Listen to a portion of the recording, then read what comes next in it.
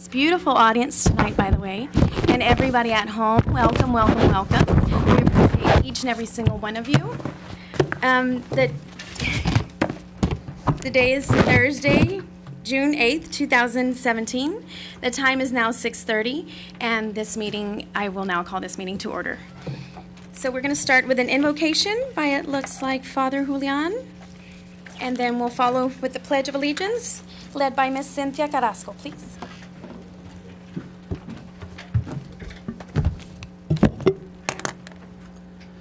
We offer this prayer to God, but I also ask you on the council to listen to it with open hearts and with open ears. O sweet and holy Jesus, you are the King of Kings, the Lord of Lords, and the Prince of Peace. Most merciful Savior, bring much needed peace to all the troubled parts of the world, where hatred and violence rage and the fear of war spurs despair among mankind.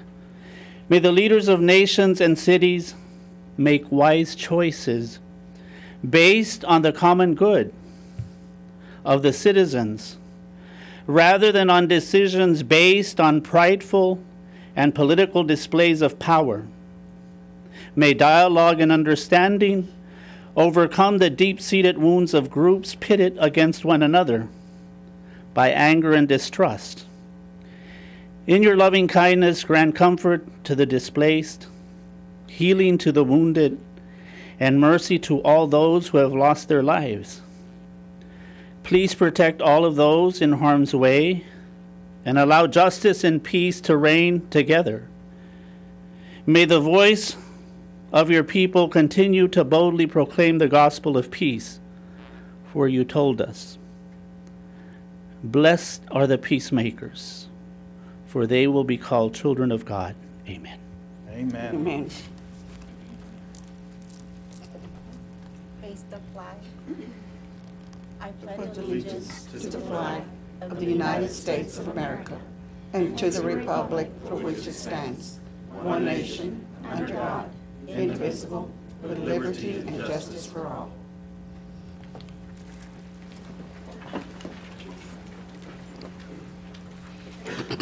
Thank you.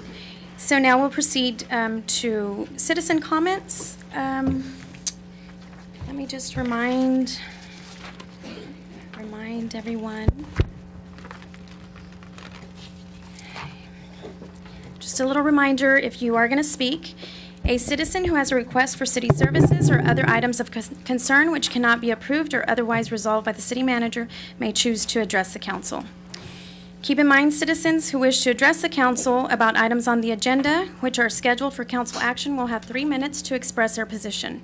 Please indicate the agenda item number on which you wish to comment. Remember that any complaints and/or discussion about individuals, personnel, council members, city staff, or other persons would be out of order and will not be tolerated and not heard by council. Charges or complaints about specific individuals shall be presented in writing to the city manager. All complaints of this nature must be signed and dated by the individual filing the complaint and will be addressed pursuant to Allis personnel policies.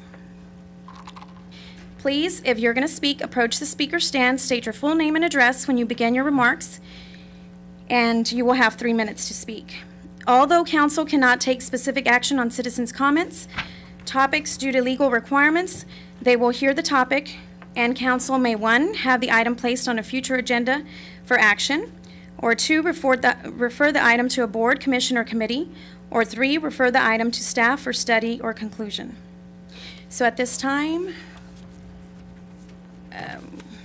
we can call Ms. Belinda Silva.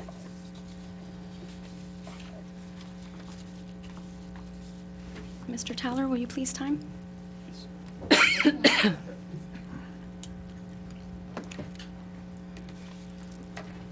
Hi, my name is Belinda Silva. I still reside in the safe place, the great city of Allis, Texas, 904 Lewis.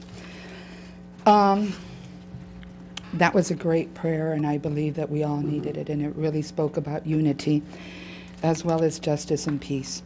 I come to you in peace, first of all. I was appointed to the Allis Auditorium Committee Water Park, And I took that role very seriously, as I did every single committee, board, panel, superintendent's leadership committee, janitorial committees, everything. I took it to heart. I was brought up with a very strong work ethic and character ethics and values that I also instilled in my classroom. I lead by example. I would like to show you, first of all, the ordinance. You all are very aware of it. I've highlighted it. You all can discuss it in closed session. I highlighted the parts that I thought were pertinent. You know, the auditorium has gotten blamed for everything from including increases of taxes, so forth, so on. So at this time, this was given by the city of Allis. This explains why taxes were going to be increased. Everything else, you can discuss this at your leisure. We were also blamed for the city employees getting a decrease in pay by 10%. You know, when in the educational profession, we started from the bottom to the top, top to the bottom. City workers got a pay decrease, so did the person in charge. Decrease, not increase, not a raise, but a decrease, same like every other citizen. I also know that somebody on this platform would not have allowed that decrease to happen.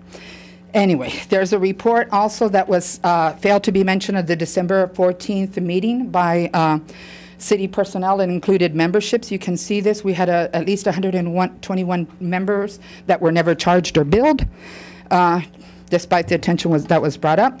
Here's another one that says about the training that you all had about social media, about repercussions that can happen. You all can discuss at your own convenience. These are the questions that I sent to the attorney and the other ones. Here are the answers. And least above all, before you all consider something like a recall in the educational profession, and some of you have been in that, you know, some of you board members, some of you educators, some of you writing grants. Our goal is to always seek answers together, not to be decisive, but to be unified. We tried to be unified as a committee. We were brought up with obstacle after obstacle, what in my opinion, would be sabotage. Nonetheless, it was a difficult role. I'm sure you all are in a bind now, but come on, a recall because of an auditorium. Start looking at the records, because if you're going to call a recall, let's take a look at this. It'll be that you all can discuss too. And then let's certainly look at the laws that talk about local Republican or Democratic representation and the repercussions of that. You're at 3 minutes, Thank you for your time. Thank you so and much. peace to you all. Thank you, Belinda. Okay, Mr. Nissenblatt?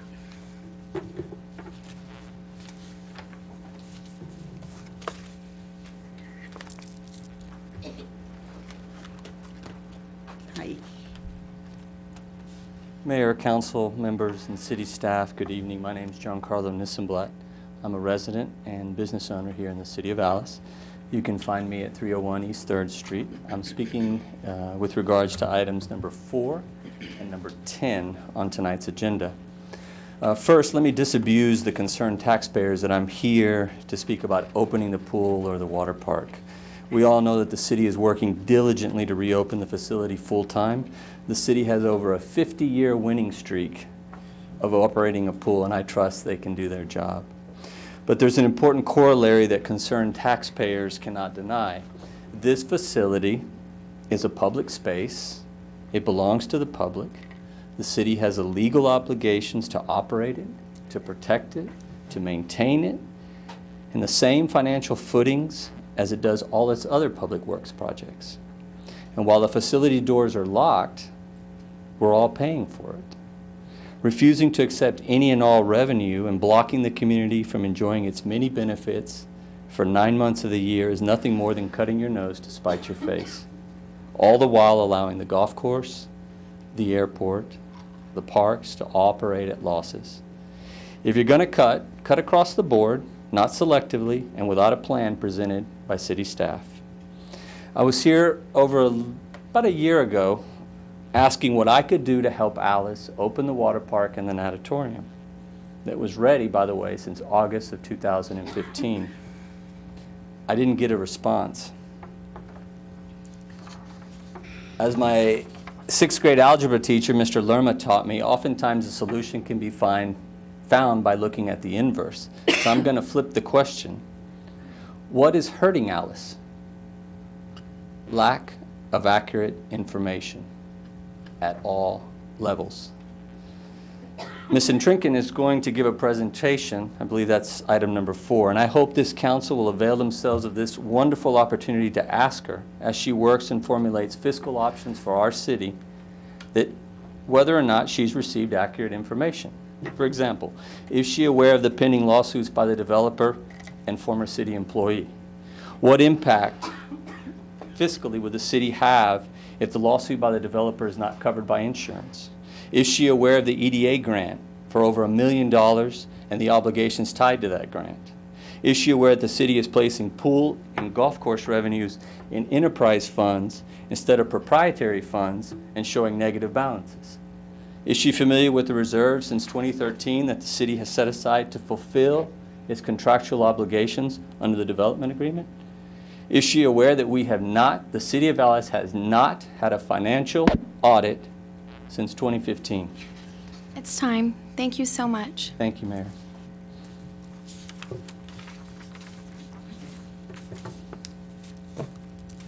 Ms. Garza?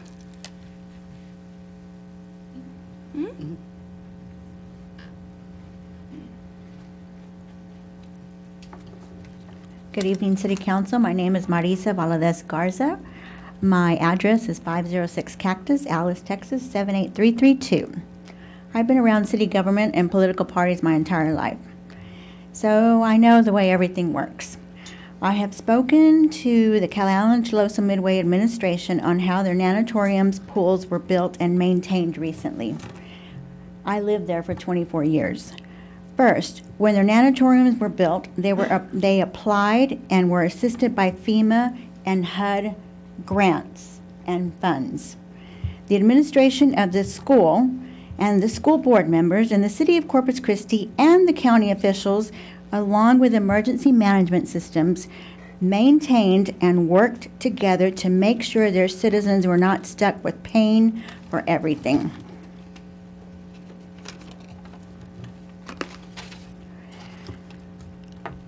The previous city manager, Mr. De Los Santos, and the council, they never applied for any grant money. They never helped to operate with any other funds. They never looked into anything.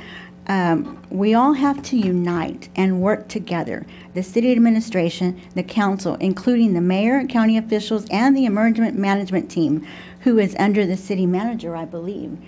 There are few of the grants these are few of the grants I have looked at.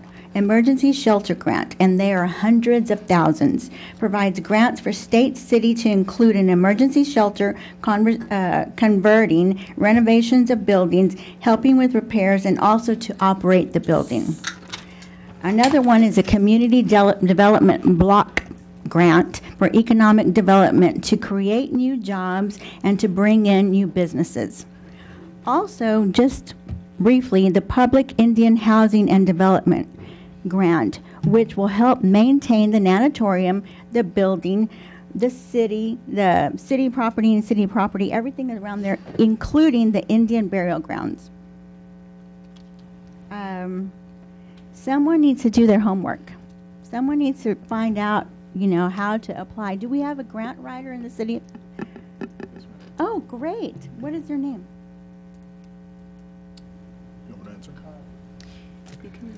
At this time, we don't discuss personnel, but you can get back with her. She's my daughter. I'll tell her. It's fine. Great, okay. Okay, is it Anyway, time? thank you, everybody. Thank you. And thank you for your time. Let's all unite. Mm-hmm.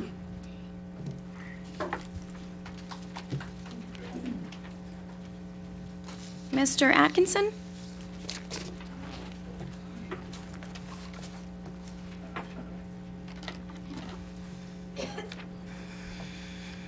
Still. Thank you very much. My name is Seven Neil still. Atkinson, P.O. Box 3336 Allis, taxpayer in Allis, Texas. No, we'll talk louder. We can't hear you. Maybe I'm too far from the I machine. think so. It doesn't bite. Anyway, I'm Ms. Neil Garza. Atkinson. Thank you, ladies, for allowing me to come. Mm-hmm. Okay, what I was going to do is just go over a little bit of history real quick. The city of Allis has already tried opening the muck for several months. And basically, these are the results. I have a copy to give y'all. The was open basically from June through December.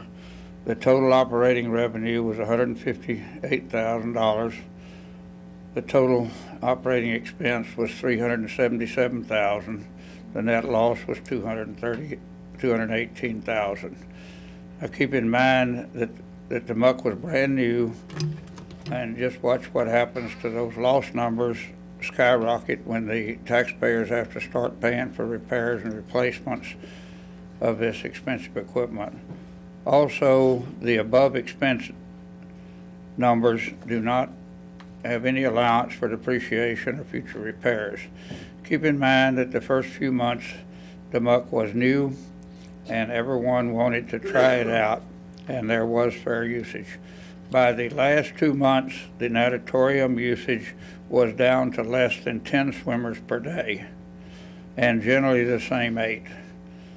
And the losses skyrocketed to more than $40,000 a month. Granted, the operating loss of $218,000 was offset by $160,000 of donations, so-called advertisement, but that money is gone, and from now on, the $30,000 or $40,000 per month operating loss will be solely on the backs of the taxpayers. May God help the taxpayers of Allis. So, side note, the muck fund is $250,000 in the red now, and I assume that y'all are going to amend the budget and get that out tonight. While you're at it, you need to get another 100 or 200,000 more so you can operate, have a little operating change for a little while. Thank you. Thank you, sir.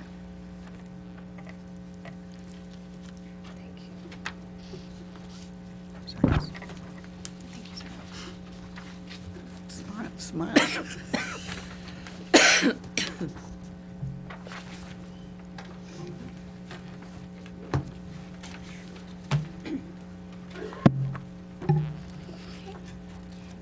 And that seems to be all the citizen comments we had. Okay. Thank you very much for everybody who bravely came up to speak. Thank you. At this time, if there's any public announcements, positive public announcements that we can share with the public, perhaps? Ms. Carrasco? I just want to thank everyone for coming out, and I want us to unite. I want us to move Allis forward, and I want all of us to work together. Whether you agree, you don't agree, you like someone, you don't like someone, we all need to come together as one and move Allis forward. This noise, this smoke and mirrors isn't going to move us forward. We're gonna stall, and we won't continue progress.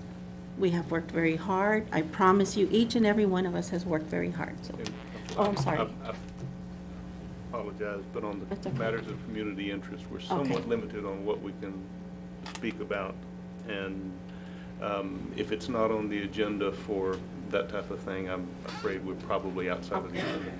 Well, I thank everyone for coming, and I promise you, I will work hard to get us moving forward. Thank you, Ms. Carrasco. Ms. Garza? Nothing. Mr. Crisp? I just, real quick note, I just wanted to thank the Parks and Rec, or the Public Rec Board, for putting together this event this past weekend. It was a unity rally, and some very positive words were said, and I just want us all to go back and think about that as a whole, and remember that we do need to pull together, regardless of whether you agree or don't agree. Remember that we do live together, and we have to progress our city. So again, thank you for that, and then also thank you all of these citizens that are here and all the citizens watching. Thank you for trying to keep yourselves informed. We as a council appreciate that. I think nothing helps us do our job more so than an informed community. So thank you. Thank you, Mr. Crisp. Ms. Moran? I'd just like to reiterate what Mr. Crisp said. Thank you to the Parks and Recreation Board and to Rondo Garza for putting on another fantastic Allis City 5K run. If you haven't been out there, there's also the Farmers Market. Ms. Montemayor, Elaine Montemayor, and all the vendors out there. It's really fantastic. And the Unity event was awesome. We had a large crowd out there, and that was put together by Parks and Rec in a very short amount of time, and they did an outstanding job. Kudos to all involved. Thank you. Thank you, Ms. Moran. Okay, at this time, agenda number 3, promotional ceremony for fire apparatus operator Mark Thomas Hill to the promotional rank of lieutenant at the City of Allis Fire Department.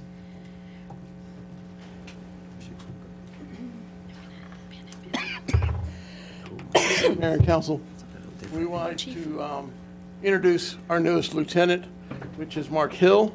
Mark joined the fire department in September of 2011. And in these very short years, he has progressed through the ranks of firefighter, driver operator, and now lieutenant.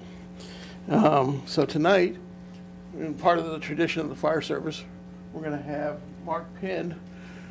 His badge will be pinned by his wife, Marisa, and his collar brass will be pinned by his mother and father, Bruce and Linda Hill. Nice, thank you.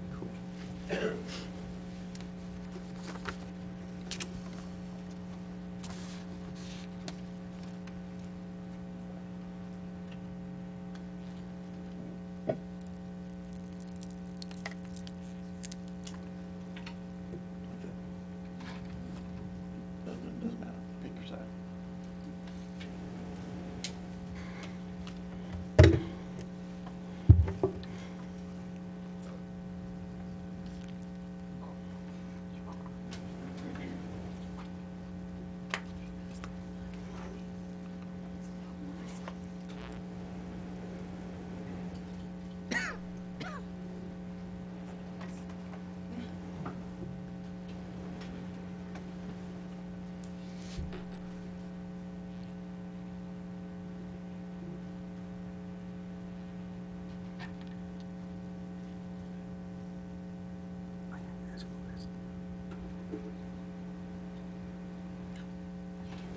Just get beside me.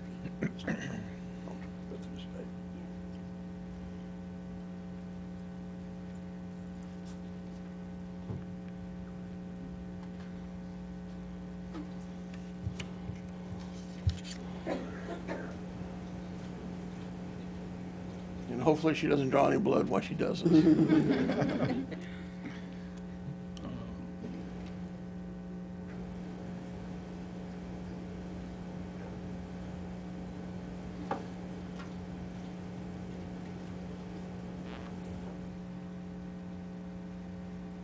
And finally, we're going to have Captain Patricio Canales, which will be Mark's newest captain, presenting his helmet, which is also another symbol of lieutenant's rank within the fire department. It's always great to celebrate promotions and watching young employees progress.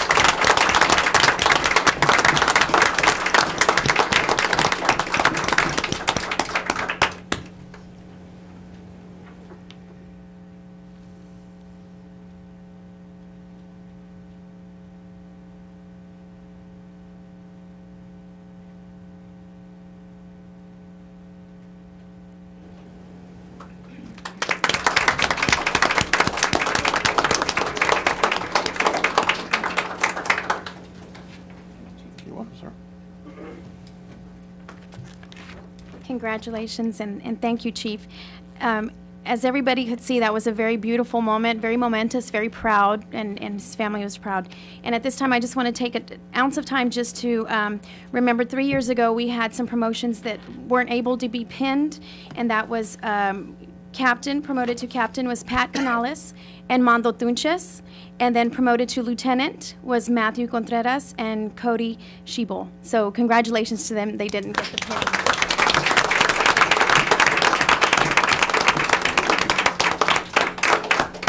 They make us very proud.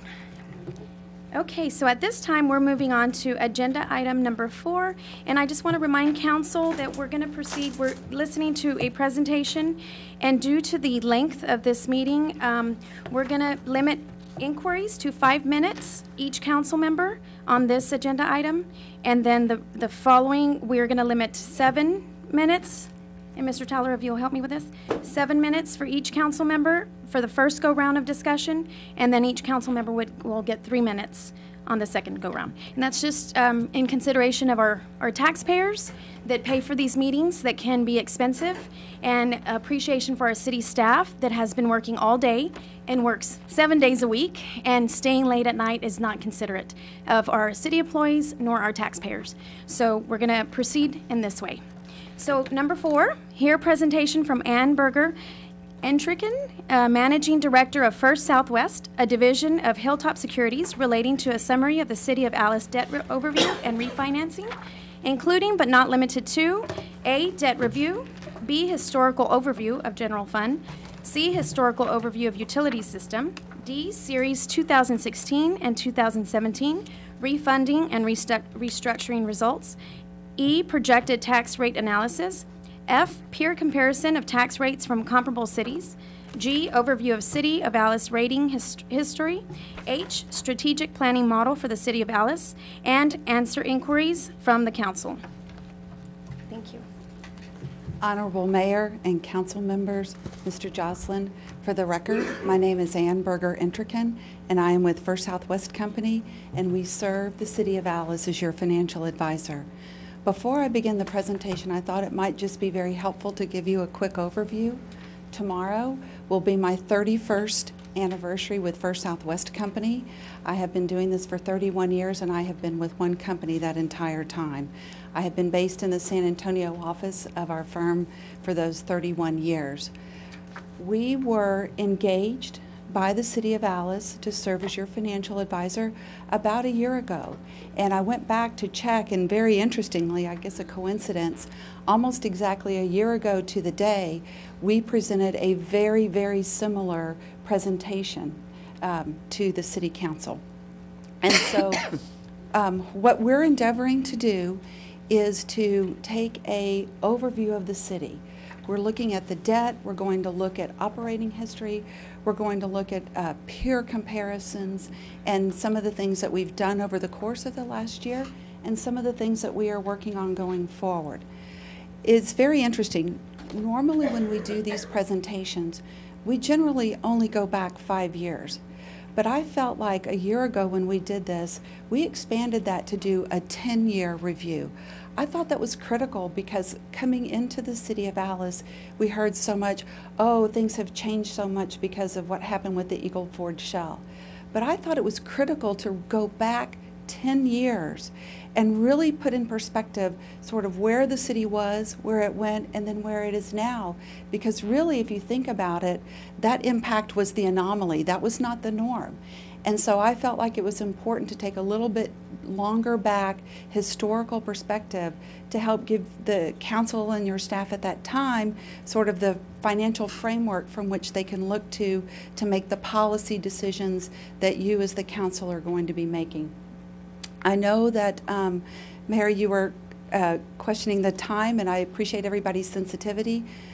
There is a lot of information here. Yes, and my purpose in being here is to help inform the council and your citizens. And if I need to come back multiple times to do this, I am happy to do it. That's my job, that's my responsibility, and I serve the city, and I will come as many times as you would like for me to do that. Thank you. Yes, ma'am. So let's begin with just an overview of your tax-supported debt. And it's hard to see. I know you have binders in front of you. So we felt like it was important to take a snapshot of where the city was from a debt perspective. So if we look on this page, we're starting with ad valorem tax-supported debt. You can see we show on the left-hand column by fiscal year, and then we work across and we show the bond issues on a standalone basis. We see the 2017, 16A, 16B, and 2009. We show what the principal is for each of those bond issues and the coupon or the interest rate that you're paying on that debt. We also highlight where bonds may be callable, so you know that that may be a refinancing opportunity in the future. We also show where they're callable and could be advance refunded. So we do that because it's a quick snapshot to give us an overview of where the city is. I'm not planning to go into real granular on this, but I just want to highlight kind of the overview of what this page does. We also show when the call date is. We show when the coupon payments are, so your debt's payable on February 1 and August 1.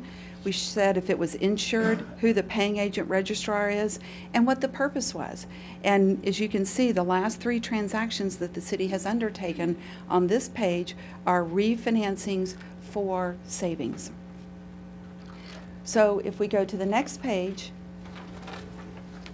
what this page shows is a pie chart of the debt of the city. So total outstanding principal is $22,610,000.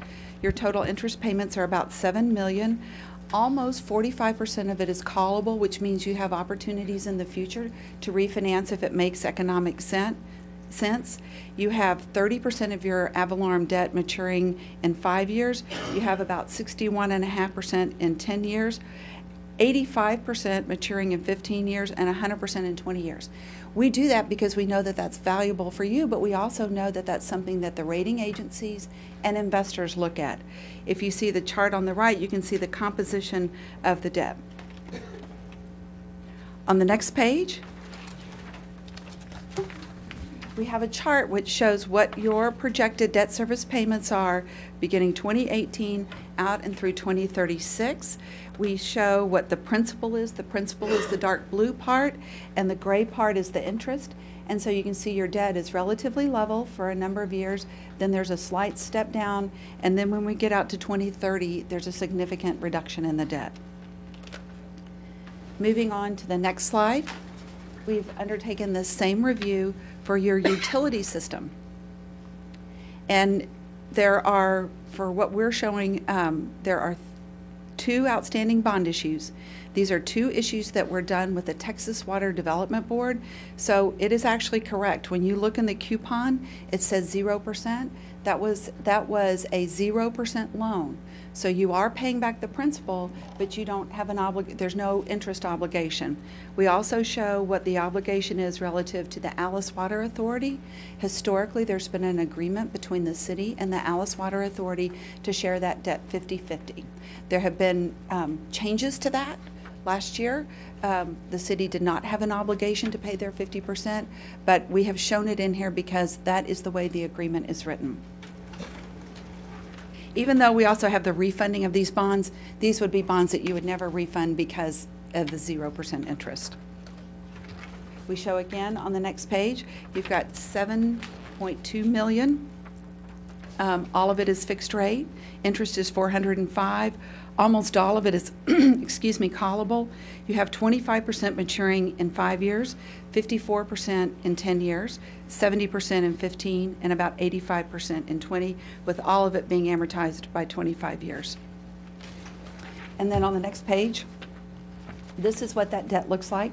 You can see you have a plateau out through 2027, and then it drops significantly. And you can see on the back end, it's only blue because that's no interest, 0% interest debt. The other thing that we've added in here, up until last year, that all of the debt of the city, regardless of whether it was issued to fund utility system projects or if it was issued to fund general fund projects, was being paid for out of the ad valorem taxes and or your sales tax. So the utility system was not paying any of its obligation at all. And so one of the things that we started in working in a collaborative effort with your staff last year is truly, you really want your general fund debt to be paid for by ad valorem taxes, things that are being paid to help the city general. But utility system debt, you really want to be secured 100% by your utility system. Your utility system could not have supported a movement of all of your utility system debt in 1 year. So what we decided last year was in working in the budget process, that the 2 issues with the Texas Water Development Board, that were at the 0%, the utility system could afford. So we moved those so that those are now showing up as true, they're utility debt, but they're also truly being paid for by the utility system. On this page, we show still utility debt, but that's still being paid for by the ad valorem taxes.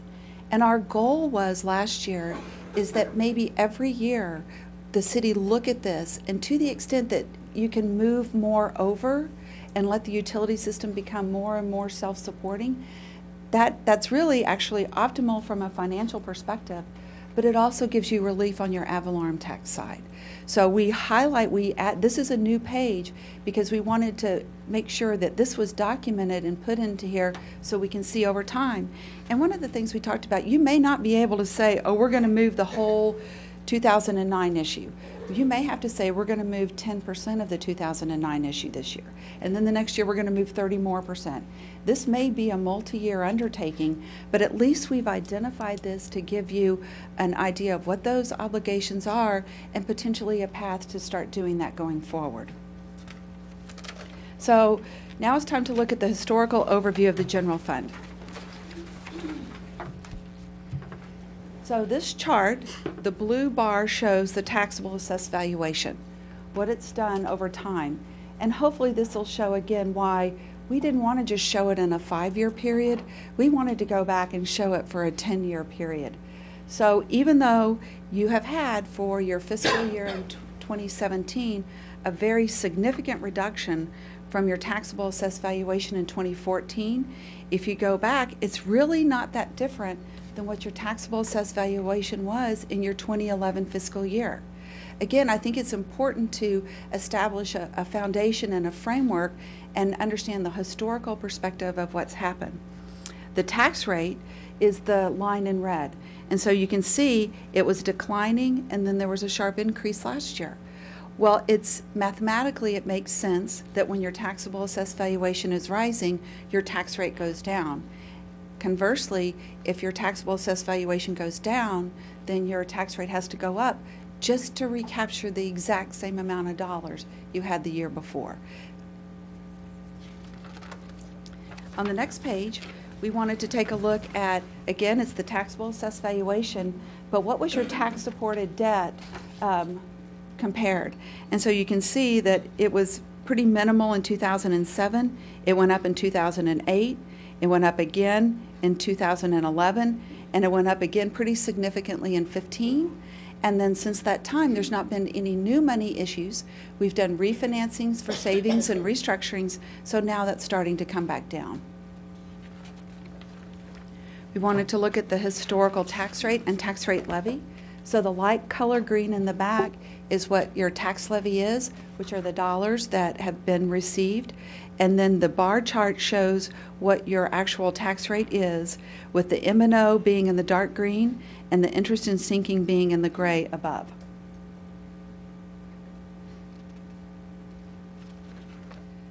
On the general fund, on the next page, we wanted to show who your top 10 taxpayers are. And these have evolved. These have changed, and the top taxpayers you're going to have for next year, many of these will not be there. So it's important because, again, the rating agencies look at this because it just helps them to understand what's going on in the community, and we think it's important to track this and monitor this over time. When we undertook this last year, there was only one of your top 10 taxpayers that was not oil and gas related. This year, it's a little bit better because you do have Walmart, you do have HEB, you have AEP, and you have Enterprise. Last year, the only one that was not oil and gas related was Enterprise. It's unfortunate that many of the ones from the year before fell out, but it does appear to give a little bit more stability that you now have a little bit broader diversification. Like I said, before, the year before, 9 of the 10 were oil and gas, and now you still have several, but now you've got retail, you've got a utility, you've got a grocery store, and so you're getting a little bit more diversification. So let's look at the general fund revenues and expenditures. So the kind of gold color on the left are your revenues, and the blue number on the right are your expenditures. And I think this page is very telling from the perspective that you can see if you go all the way from 2011 through 2014, your revenues exceeded your expenditures. In 15, they were about the same, but you can see in 16, and we've highlighted that it is still unaudited, and once your audit is complete, we will come back and update all of this, but there was a significant amount of expenditures in excess of the revenues. So moving on to the next page, that has a big impact on what's going on with your fund balance. So on this page, we show the fund balance history. So if we start back in 2006, your fund balance was about $6 million. At its peak, it was just under $13 million. And then projections are for 16 unaudited, that number will go back down to $4 million. I know that there's still, please remember that is unaudited, and that's the best information we have. Once the audit is complete, we will go back and update this. But the other thing we did too is we also show the fund balance as a percent of expenditures. And so you can see that while your fund balance was growing, the percent was increasing. I mean, you got to one point where you almost had the same amount of fund balance as you did expenditures. But given what happened last year, when your revenues exceeded, when your expenditures exceeded your revenues so significantly, you can see how sharply on the far right-hand side your fund balance dropped, and also your fund balance as a percent of the expenditures dropped. If we look at, if we look at the 2015 audited, we wanted to take a snapshot of what the revenues are. So almost 73% of your general fund revenues come from taxes. And we have a slide in a minute that breaks that down into a little bit more specificity. But just that's where the bulk of your revenue comes from. Franchise license permits about 7%, charges for services 0.5%, fines and forfeits 2%, interfund transfers 16%, and miscellaneous about 1%. When we look at, and I'm not going to go into this page because there's so many on here, but we did want to highlight, if we look at your expenditures, and you can see in the pie chart, the largest pies are the police and fire. You have interfund transfers. It just a little bit helps to try to put in perspective how those dollars are coming in from their sources and then how they're being expended. We took a look at the 2016 unaudited, and what's interesting is your percent of your pie, the tax revenue declined to 67%, and that's just a function of what happened with your sales taxes and your ad valorem taxes. You can see the license and permits are 11%, fines and forfeits have gone up to 3.65, interfund transfers about 16.25. Same thing on the overview of the expenditures. Same pie, and again, it's a lot of information there, but we just wanted to highlight that to give you a general overview of where those dollars are going. And then we also looked at the 2017 budget. Very similar. Tax revenue is about 70%. Interfund transfers 14, almost 15%. Fines and forfeits 3%, and permits about 10%.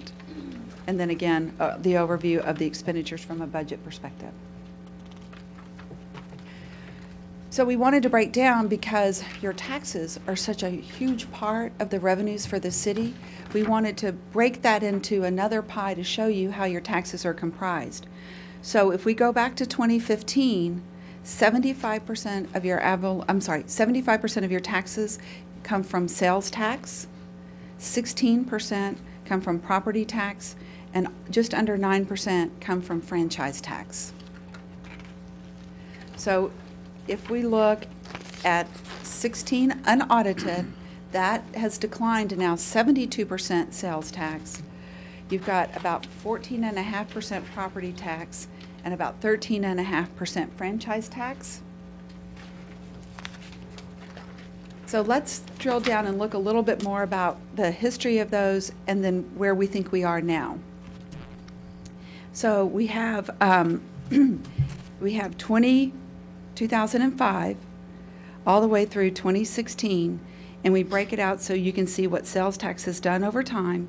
And then we do show property taxes and franchise taxes, but relative to the sales tax, those are pretty minimal. So the one we really should be focusing on and tracking is what's going on with your sales tax. And so you can see it really hit its peak back in 2012 when it was over 17 million, and then it has had a significant decline since. On the next page, we have the same information, but we wanted to take a look at what we thought was going to happen for 17. So you have 6 months from the way that the collections go of sales tax receipts. So what we did is we just doubled it. We said, okay, if you receive this amount for the first 6 months, if you receive the same amount for the second 6 months, you can see that you will be just slightly less than what your unaudited 2016 amount is. So it does appear that maybe there is some stabilization in what your sales taxes are. But again, we highlight and we put it in orange because you don't have those yet. That we just, like I said, took what you have and multiplied it by 2. So we undertook the same historical overview for the utility system. And it's a little bit different profile. So if you look at your revenues, those are in green, and then you look at your expenses, you can see in almost every year, except for just slightly in 14, your revenues were in excess of your expenditures, and in 15, they were significantly more. So this is what gave us the ability last year in your budget to move those 2 bond issues that were utility system projects to be paid for by the utility system. We also wanted to take a look at kind of your net available compared to transfers to the general fund. So what this red line shows is there is a transfer from your utility system that goes to your general fund. I will tell you that that is very common. We see that in a number of the cities that we work with. And what it's generally referred to is an overhead allocation. You have one building which is owned by the city. You have one city manager. You have a city attorney. You have the finance staff. They spend their time doing general fund work, but they also spend their time doing utility system fund work. So it's intended to be an overhead allocation or payment in lieu of taxes, or it's just a number of ways. We do have a chart in the back when we get to the peer analysis where we show how your transfer compares to what we've defined as other peer cities, so we can get into this a little bit more. You can see that even though you've had your revenues exceed your expenditures, you did have a significant reduction to your fund balance, the net available for debt service in 13, and it actually was negative in 14, which meant you had to drop into your fund balance to help do your operations. And in 15, it increased. Not surprisingly, in 15, the bulk of the revenues that you have for your utility systems come from your charges for services. Very little comes from connection fees or miscellaneous or interest earnings. It's mostly, like I said, charges for services. On the expenditure side, you can see that about 38% is for purchased property services, 18% for materials and supplies, 34% for personnel services, 5.5% for sundry charges, and then this contractual services administrative is 4.18%. And we did not, some of the detail of this, since the audit is not prepared, we didn't have that, but once the audit is prepared, we will update that for 16 as well. So when I was engaged about a year ago, if there had not been actions related to your outstanding debt, I don't know that there would have had to have been a extraordinarily significant increase in your ad valorem taxes, your utility system, and it still would have eaten into more than $1.5 million of your general fund balance, for which we've already shown how much that has come down. So we took a very comprehensive view of all the debt that was outstanding, and we over the course of 16 and early 17, we looked at refunding and restructuring transactions. So let's look at our tax-exempt savings. So in your 2016A bonds and your 2017 bonds, we refunded about $15.8 million. We had gross debt service savings of almost $1,250,000. It's $1,245,644, and on a present value basis, it was $1.1 million, which means that we saved almost 7% of the par amount of bonds that we refunded.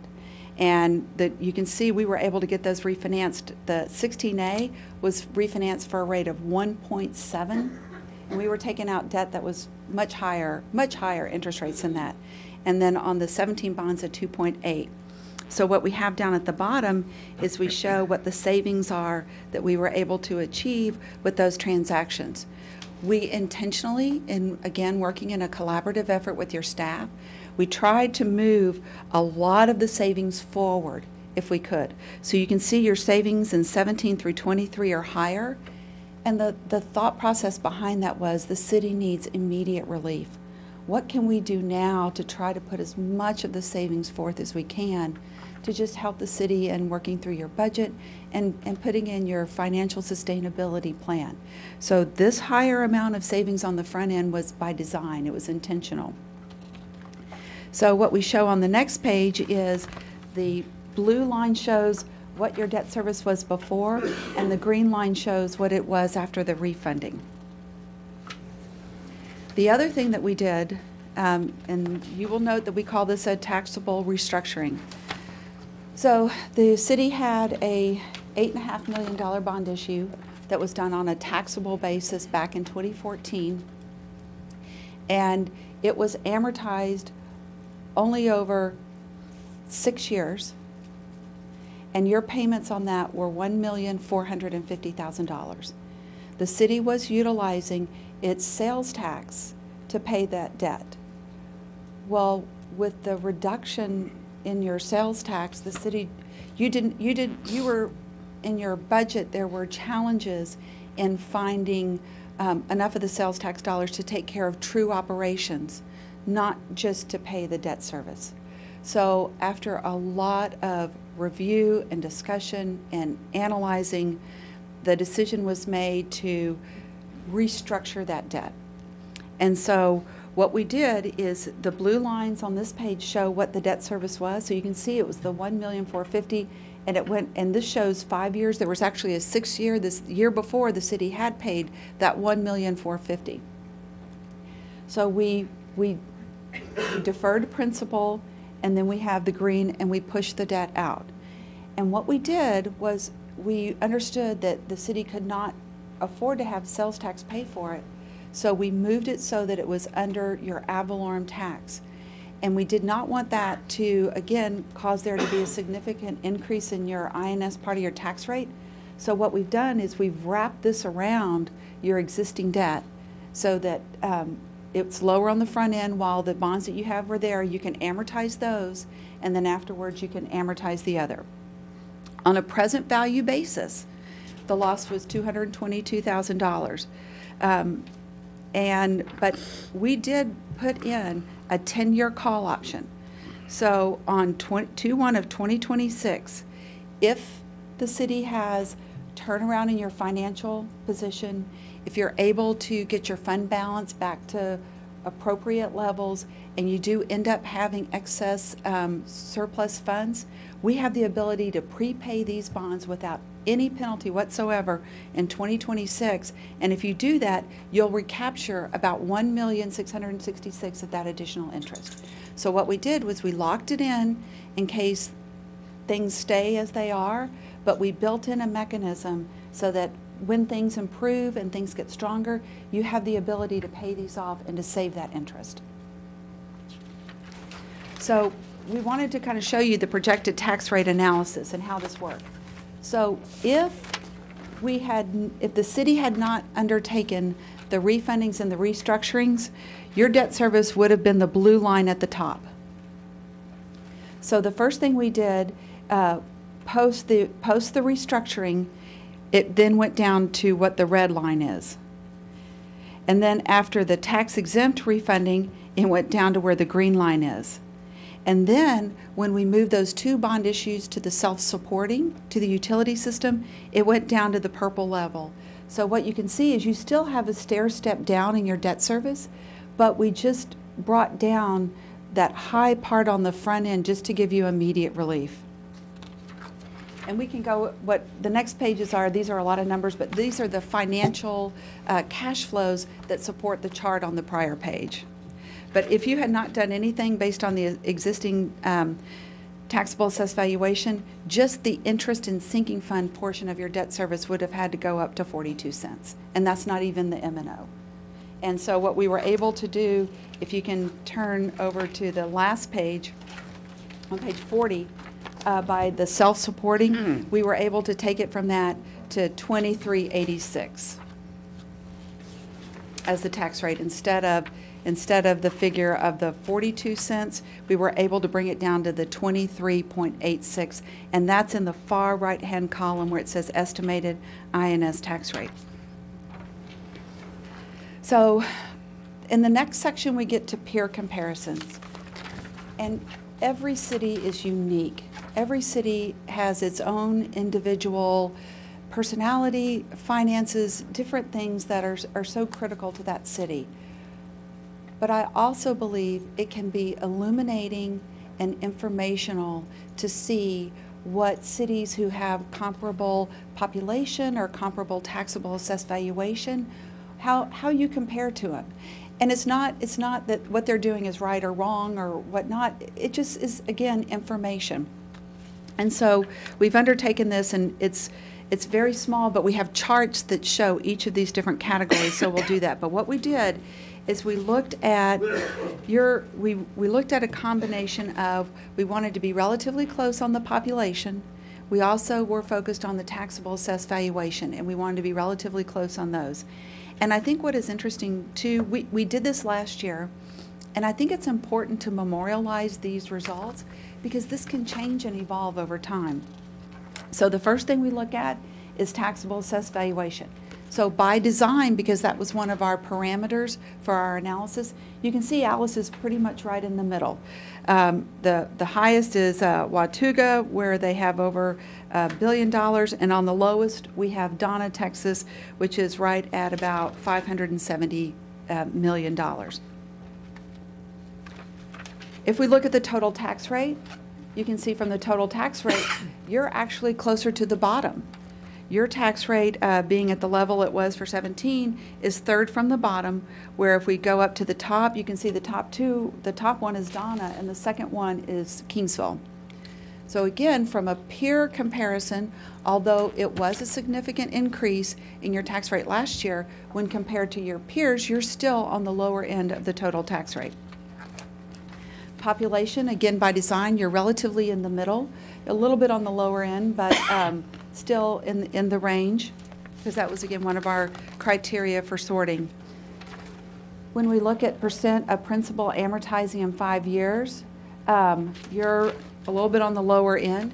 Part of that is because of the restructuring that was done last year, but you're still in the peer range of the other communities. If we look at sales tax receipts, you're fourth from the top. Only Dickinson, Palestine, Brownwood have higher sales tax receipts than the city does. And then you can see how they fall in the other categories. Sales tax per capita, you're number 4. So because we base this on population, it's still relatively consistent. When we look at the overhead allocation, so this is what you have going from your utility system fund to the general fund, you are third from the top. Kingsville has actually the largest of the general fund transfers, followed by Blanche Springs and then Allis. And then you can see it goes all the way down to where even some on the bottom do not, by policy, have an overhead allocation charge. When we looked at expenses per capita, you're 6th relative to your peers. And so that's the peer comparison. We expect this to evolve, as we do this more, we oftentimes get questions, and so what we do is we go to audited financial statements, we go to the appraisal districts, we go to their annual reports. That's where we pull this information. And so to the extent you say, well, wait a minute, how do we compare on this? If that's public information and we can find it from their audited financials or their continuing disclosure, we're happy to add different matrix for you. Again, these are supposed to, our job is to provide you information and that you can use to help make the policy decisions that you need to make. So to the extent that you think of other things that it would be helpful to see, let us know. We're happy to add them. Okay, so I think we need to talk a little bit about ratings. So when we undertook our process in 16, the city had previously used Standard & Poor's and Moody's. And I had a very in-depth discussion with our underwriting desk, asking them if we could just go with one rating. And we deemed that we could, that would not be a penalty any way, shape, or form at all. And I did that because my prior experience with Moody's service is that I have found them to be harsher on communities that are experiencing financial challenges. And so we made a deliberate decision to only seek a Standard & Poor's rating. We also look at it from the perspective that says we cannot say that if you pay for 2 ratings, that it's going to bring any additional value to the city whatsoever. You pay for that rating, but by having 2 ratings, it doesn't give you a better interest rate than by only having 1 rating. So it was hard to, from the cost-benefit analysis, to say, why do we need to do this? So if you look at Standard & Poor's, and we decided to go back and look at the real history. Going back to 2007, the city was a BBB+. In 2009, you were upgraded to an A+. In 2012, an A+. In 2015, an A+. And then we initiated the process, and it was an A+, and by the time we sold our bonds, and we did a presentation very, very similar to this with Standard & Poor's Corporation. We went into this level of detail. We talked about the financial stability plan. We talked about all the things that the city was doing. And we were actually very excited that there was only a 1-notch downgrade. And if you read the report, and we can get that to you, they are looking to the city to give the city the opportunity to put in place the expenditures, the revenues, the balanced budgets, creating the plan, working to rebuild your fund balance. They by a 1-notch change, are giving you the opportunity to do that. To the extent that that doesn't happen, then you could expect that there would be more. Moody's, because the prior debt was rated by Moody's, they have, pursuant to Dodd-Frank, the rating agencies have to do ongoing surveillance. And so their ongoing surveillance hit just right about the time that we were doing the second bond issue. And if we look, in 2007, you were an A3. They did after the whole 2008 market dislocation, Moody's and Fitch did a lot of recalibrations, and that could be a whole another hour-long meeting, but when we have a chance I can go into that more. But they recalibrated the city from an A3 to an A1. But then on 12/15 of 16, they downgraded you to a Baa3 with a negative outlook. We have on the chart on the left, you can see that Baa3 is just above investment grade. So you do have the rating agencies watching what is going on and with a focus on the finances. So one of the things when we were engaged by the city that we talked about and we thought would be helpful for the city is to create a strategic planning model. And we have done this 2 times before for 2 other clients. And the purpose of it is to help with your budgetary process and achieving your goals. And so what we've been working on is the last time we used the model was 7 years ago. So we really had to completely update it, completely change it, and it's 100% specific to the City of Allis. We have taken your budgets and we have basically every line item and category that you have is captured in this model. And so we've shown it to your staff a couple of times, and it, like I said, it specifically tracks your budget format. And we capture it because it takes a 5-year look back, then it allows you to look at your budget year that you're working in, and then it's a 5-year look forward. So it gives you the ability to have a historical, current, and future look. And it's really helpful because one of the things that we talk about is the compounding effect. Very small changes in 1 year, by the time you go out 5 years, they can, thank you so much, that can make a really big difference. And so what it does is it shows the impact of compounding. And so it's a what-if tool. It's just intended to help you get through your budgetary cycle. And so what I wanted to do is to show a little bit of how it's outlined. So we have it's set up for the general fund. That's been done. So we can pick our scenario. Our inputs on your general fund, we look at your taxable assessed valuation, we look at sales tax, we look at all your taxes, but those are the biggies. We look at the M&O, we look at your capital improvement program. It's 100% in your budget format. And so, like I said, the model takes the historical, the current, the projected, and it has the ability to do growth assumptions.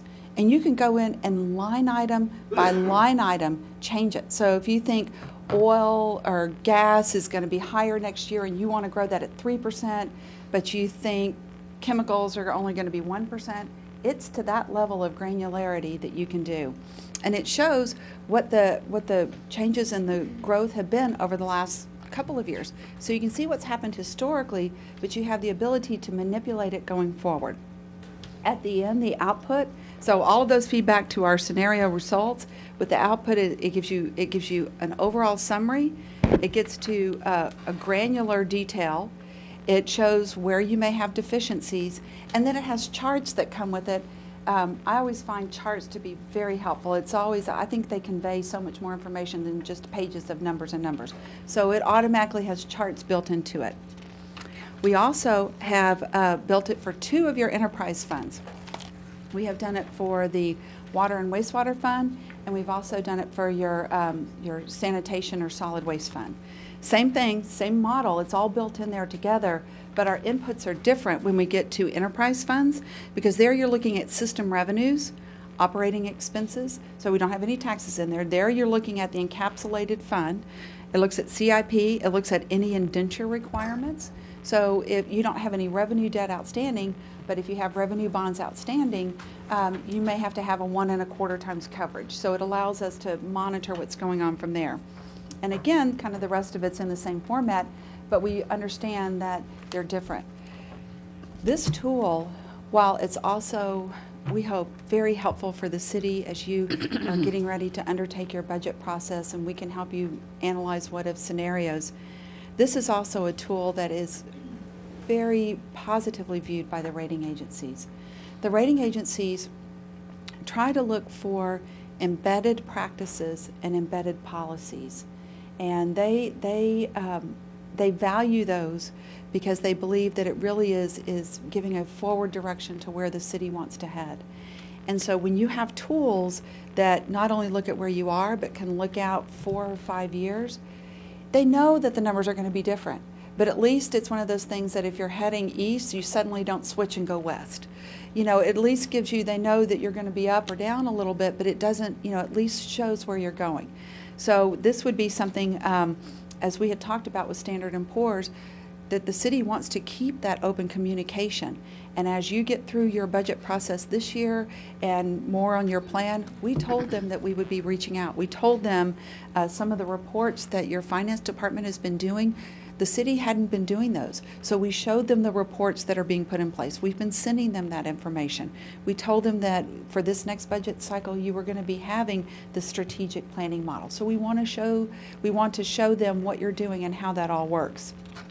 And so that's the whole presentation. As I said, I know that this is a lot of information, and I'm happy again to come back if there's certain parts of this you want to go into more detail or to talk about specifically, but I hope that this would be a helpful overview. Mayor, may I have a couple minutes? Absolutely, sir. Okay, thank you. I wanted to first thank you, Ann, for coming out here to give the presentation to the new council. We've stressed as a staff how important the financial and budgeting that we've done up to this point is critical to the success of the city. I want to reiterate that we utilized a fiscal improvement plan that we drafted as a staff with the ladies there and myself. We presented that to Standard & Poor's. The conversations that you talk about were held here. We, as a group, spoke and pleaded our case to Standard & Poor's to be able to get us to where we are right now. The refunding and refinancing, as you stated, I want to reiterate, that was how we were able to continue and move forward up to this point.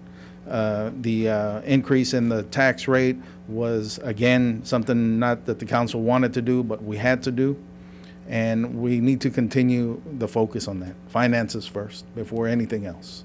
I asked this council to work jointly with the staff. This is something that we do on a daily basis. And I see the audience, and it's a lot of information, but this is what we deal with daily, and we will continue to do that. We've had the ladies sitting in the audience and myself working as a finance director to accomplish this. This isn't something that was easy. These steps were taken in this amount of time, and we'll continue to do that. We pledge that to this council and to the citizens more so. But we've got to take this model that we're working on. This is a working budget that we've got.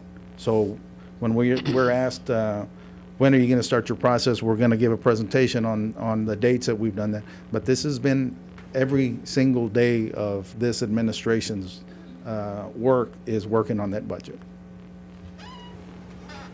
Thank you, Thank sir. you. At this time, I'll take inquiries from council. Ms. Carrasco, 5 minutes. Mr. Teller, can you please time? I just have a few questions on here, just to understand it, because I know municipal financing's very difficult and there's a lot of different intricacies. On the dated date, we are looking at, those dates are the dates that we refinanced these bonds, correct? Yes, ma'am. When we refinance these bonds, does that take us from being not tax exempt, or does that change it, our status? So all of the bond issues except for one that the city did were tax exempt, which means you get a lower interest rate because they are tax exempt, and that means the investors do not have to pay income tax on the interest that they've earned. The one issue that we did taxable was the bond issue that was, I believe, for the nanatorium, and that was originally done as a taxable bond issue. So we couldn't refund it. There was concerns about refunding it when it was done originally taxable into a tax exempt. So it was refunded from a taxable into a taxable bond issue. And so it was at a slightly higher interest rate, but it also gives you a lot more latitude going forward to seek alternatives for how you may want to use that facility going forward. Okay.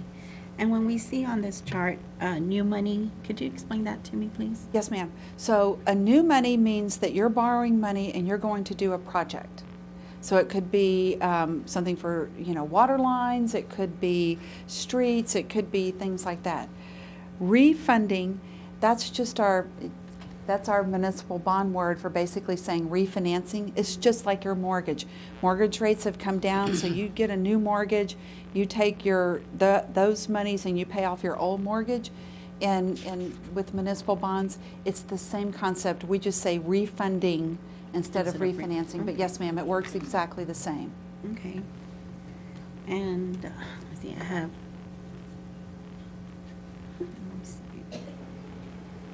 And on these right here, coupon dates, those are the 2 months. We're going to have a February and an August payment, and we have to make sure we plan for those. or they should have already, right? But what is our maturity date? I see all of them say February 1st, but I don't see a date, a year. Okay, so what that is, and that's a great question.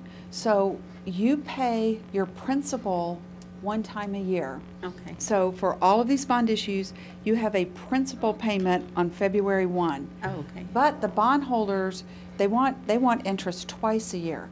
So you're paying interest on February 1, but you're also paying it 6 months later on August 1. Okay. So that's why that's again a great question. Your coupon dates are twice a year, but your principal is only one time a year. Okay. Let's see. And forgive me, I wrote them down.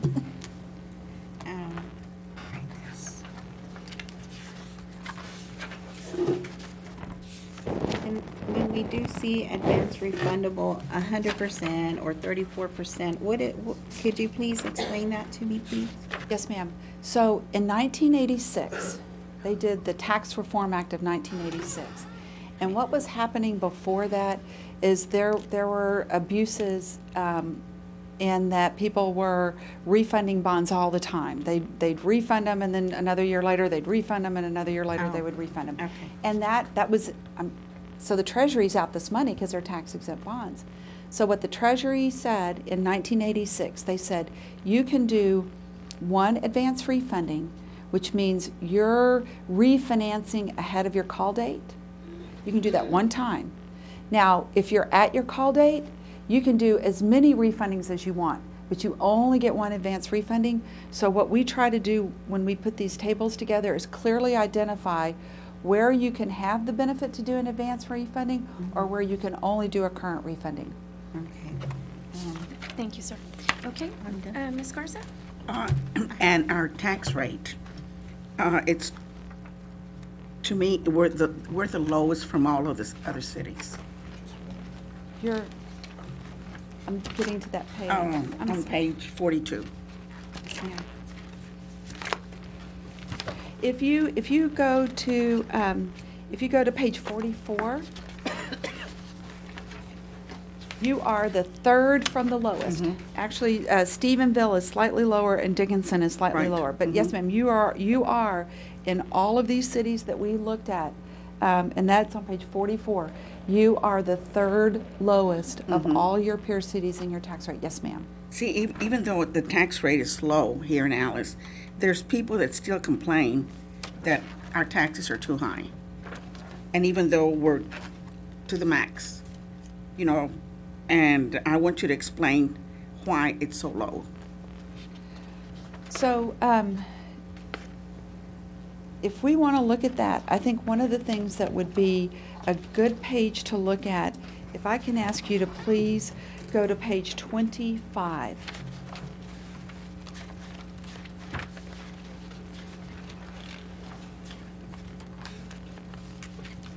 Okay. So, when you see the amount of sales tax that the city had, in particular in 2012 and 2013, what happened was, and I wasn't working with the city at the time, but analyzing it and looking at the data, the city significantly lowered its tax rate because you had such a significant amount of sales tax dollars that were coming in. So your sales tax dollars were funding a significant part of your operating expenses. Well, now that your sales taxes have declined, now you can't raise your sales tax. You have no discretion in doing that. So the one place where you have the ability to make a change is on your ad valorem tax rate. So what the city has done, and you're not collecting the same amount of dollars with your ad valorem tax rate that you were from sales tax, but it was increased to try to offset some of the loss in the historical sales tax.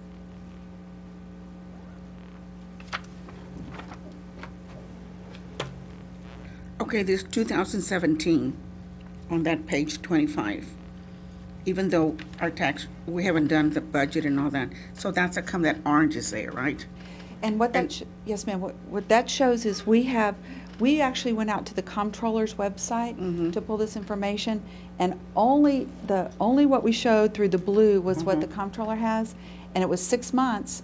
And so we don't know what the orange is going to be, but we said, and this is why we have that footnote, if you double it, then you're going to be very close to where you were last year. So the orange is yet to have been received.